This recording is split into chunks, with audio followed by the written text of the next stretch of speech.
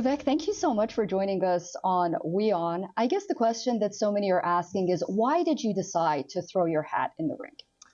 So I was born in this country. I have lived the full arc of the American dream. My parents came to this country with almost no money.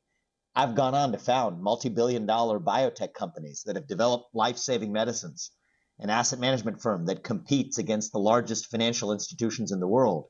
That's been my dream, my version of the American dream.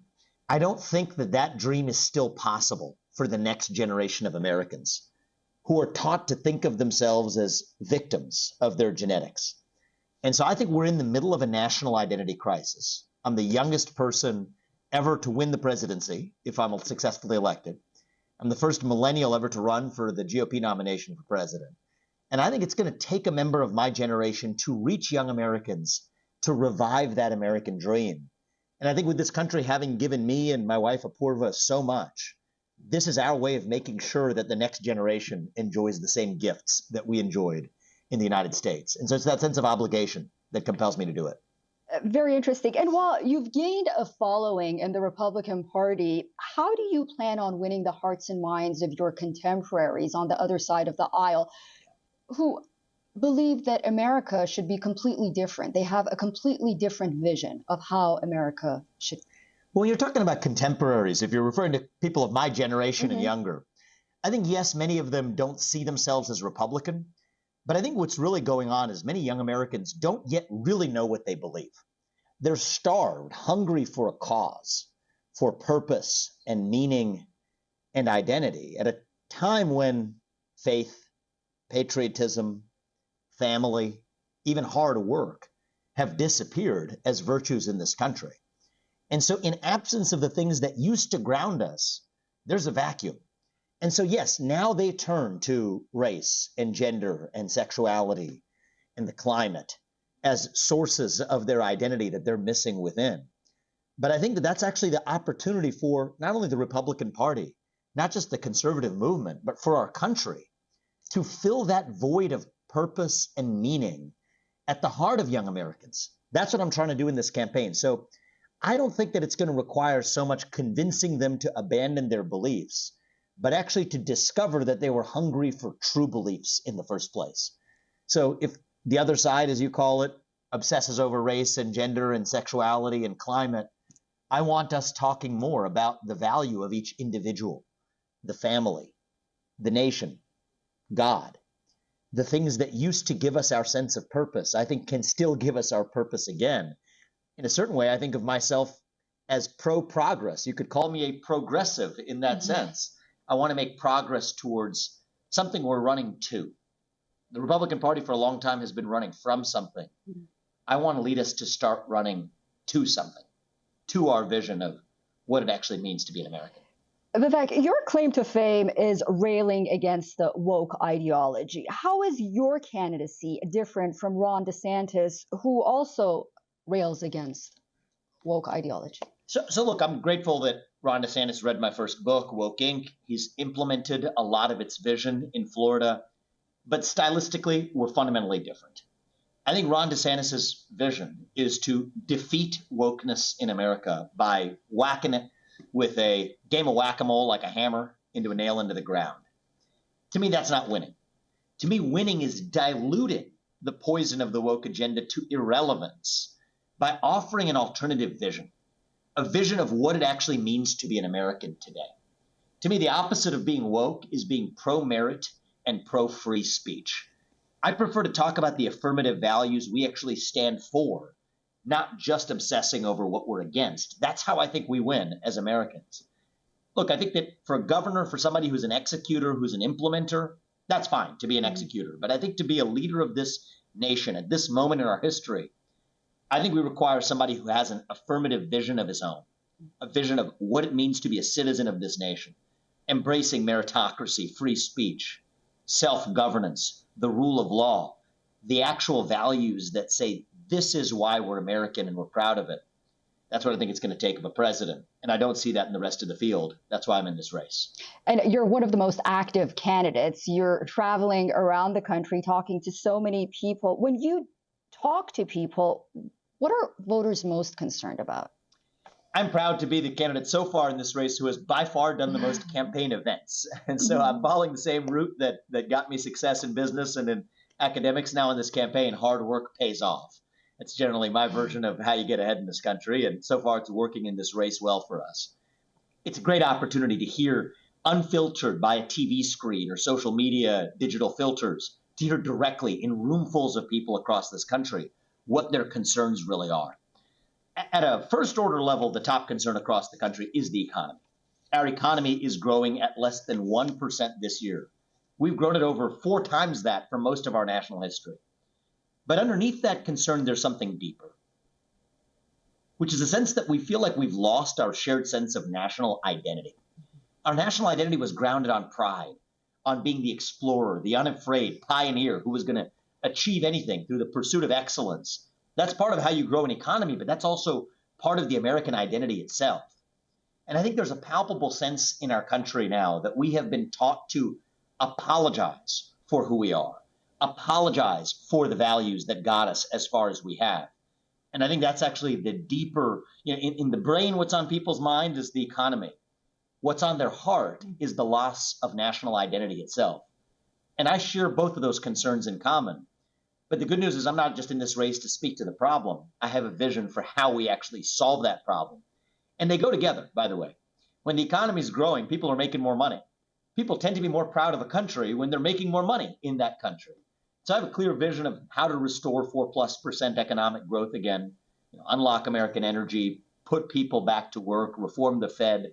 I could talk you through those plans. But that sets up the conditions for young people in particular to, yes, okay, well, I'm making more money. I'm doing better in this country. My life is better off. Yes, I am more ready to be proud of this country again. Those two things go together. What's woke capitalism? So I wrote a full book about this. My first book was Woke Inc. Refers to the merger of political values, political arguments on one side of a debate that says that your identity is based on your race, your gender, and your sexual orientation, and that you're either an oppressor or oppressed based on those characteristics, that political ideology. Combining that with the way that we run our companies and run our economy. I think that's a dangerous force because it gets done through the back door what government couldn't get done through the front door. And I'm going to make a claim that I think will make some people uncomfortable, but I think it's true. I actually think that is one of the underappreciated headwinds to our economy itself. When companies steer their focus away from making products and services to serve people and maximize their profits, but to pursue other social goals instead, and that's done on an economy-wide scale, yes, it's no surprise that you do have lower economic growth and lower prosperity in that country. It's no surprise that you have a voluntary unemployment crisis, not the classic unemployment, but a voluntary exiting of the workforce from workers who say they don't want to work in a system of oppressive capitalism. So those things actually go deeply together. I think that the spread of this cultural toxicity throughout our economy goes hand in glove with why our economy is no longer growing. And I think it's an argument that other candidates really haven't made yet, but it's something I expect to talk more about in the campaign trail is, yes, this woke capitalism problem and the wet blanket on our economy, these aren't two separate issues. They're part and parcel of the same problem.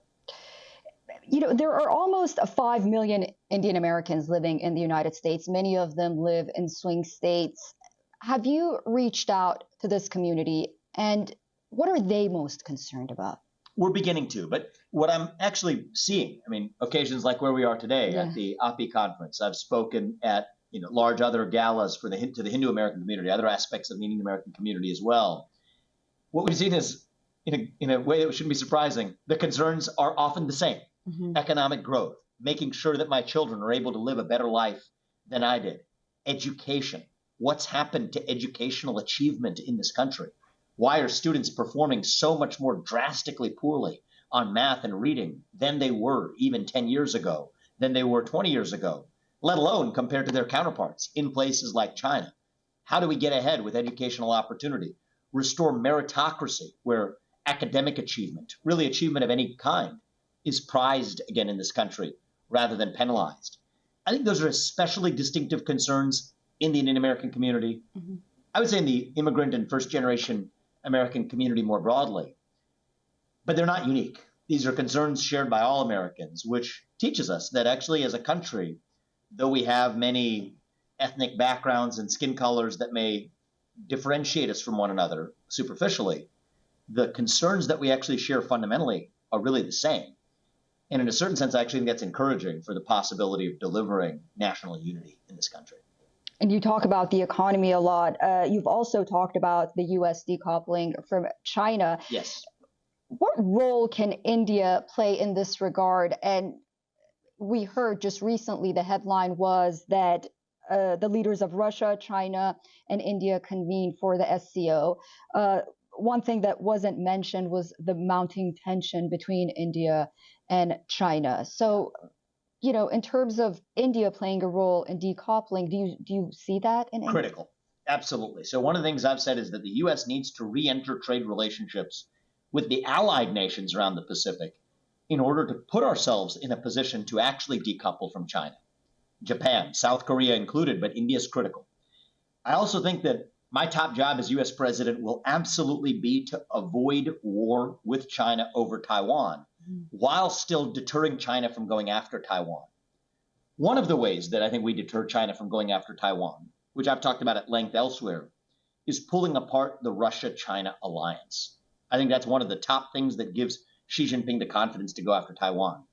But there's one I haven't talked about nearly as much, though I probably should more, is the role of India in all of this.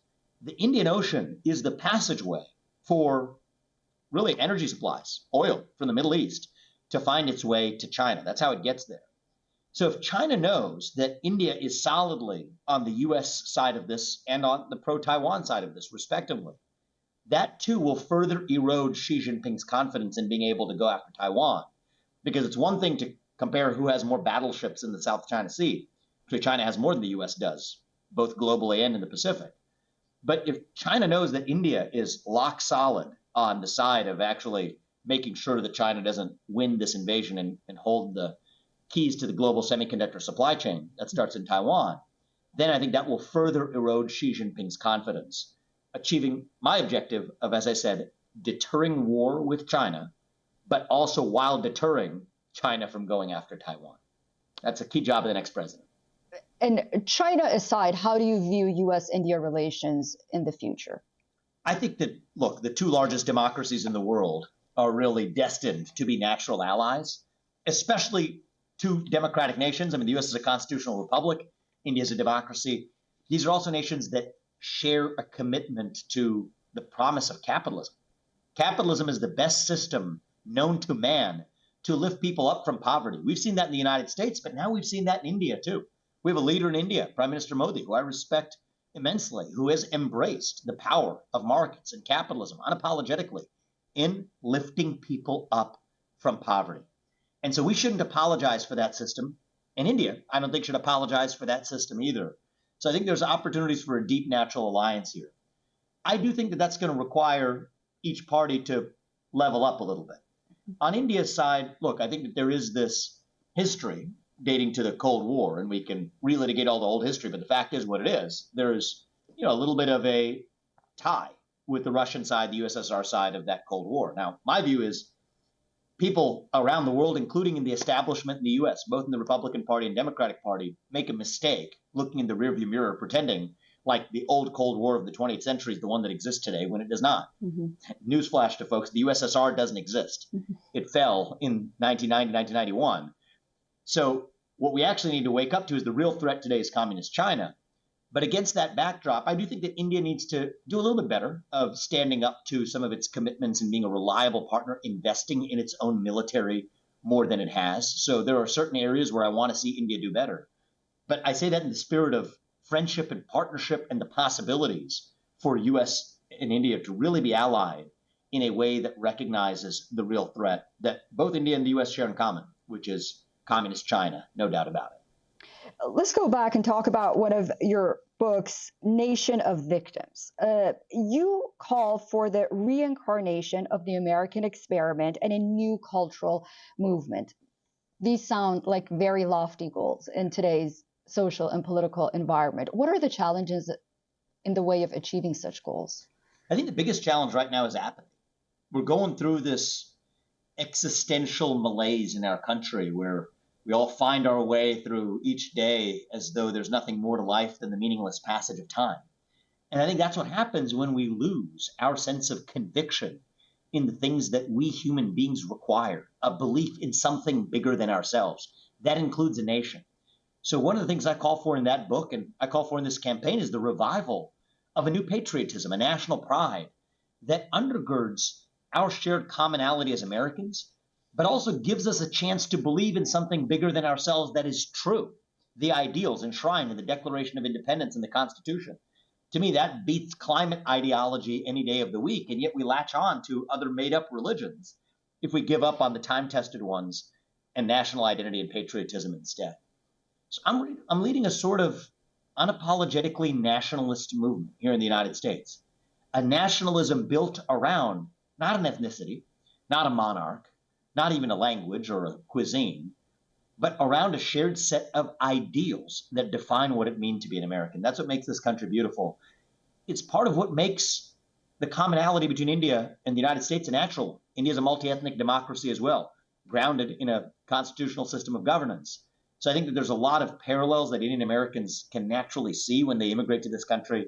But I still think that the United States is, by and away, that shining city on the hill, the best example for the free world as we know it, to set that example of what's possible in a diverse and at times divided society, to still say that there's a common thread that unites us across that diversity. E pluribus unum is our national creed for a reason. It means from many, one. And I think that that's something that everyone who came to this country came here to be a part of. You're one of the few candidates, if not only, who has not directly criticized former President Donald Trump. Is this politically risky? I'm actually less focused on criticizing candidates, period. I'm focusing on what are we running to as a country. We live in a moment where, yes, we are deeply divided. The question we should ask ourselves is how do we move forward to a nation that unites all Americans around a common vision? That's what I'm committed to. I do draw policy contrasts from all of the candidates, including President Trump, even what I mentioned earlier in this conversation about re-entering some of those trade deals around the Pacific, re-entering the CPTPP, which is the revised version of the old TPP that he exited. That's one example of a policy difference. I've said that I would end affirmative action in America by executive order. Actually, it was created by an executive order in the economy by Lyndon Johnson. Trump could have rescinded it. He chose not to. I would on day one. So there's a range of differences between myself and DeSantis and the range of other candidates in this race and Trump. I do focus on those policy differences without apology, but that doesn't mean that I don't respect the accomplishments of each of them, including President Trump as president. So that's not my style as a candidate. I'm not here to shoot other people's candidacies down. I'm here to actually lead our country forward around an affirmative vision of what it means to be an American in the year 2023 and next year in the year 2024. And, I think they joke around about the Ronald Reagan revolution in 1980. Well, I'm looking to lead the Ramaswamy revolution of 2024. And I think we can actually do it by a wider electoral margin than even Reagan enjoyed in 1980. That's what I'm expecting to deliver next year. Okay, well, we'll be watching very closely. Vivek Ramaswamy, thank you so much for joining us on WION. Thank you.